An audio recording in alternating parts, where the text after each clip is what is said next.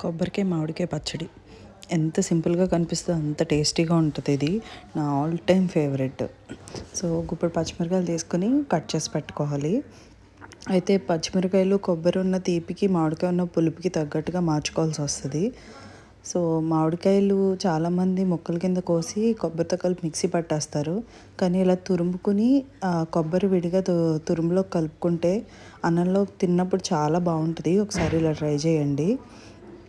పచ్చిమిరకాయలని కొంచెం ఇంగు వేసి వేపుకుని మొత్తం అంతా కాకుండా మనం ఇలా కలుపుకున్న కొంచెం దాంట్లోకి పచ్చిమిరకాయలను ఉప్పు కలిపి మిక్సీ పట్టుకుని ఆ కారాన్ని జీలకర్ర వేసుకుని పట్టుకోవాలి.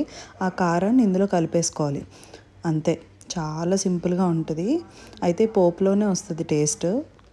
సో మధ్యలో అన్నంలో తింటున్నప్పుడు తగలడానికి బాగుండేలాగా కొంచెం పచ్చిశనగపప్పు, మినపప్పు, కరివేపాకు, ఆవాలు, జీలకర్ర, నేను ఇంగు వేసాను కాబట్టి ఎల్లుల్లిపాయలు ఎక్కువ వేయలేదు.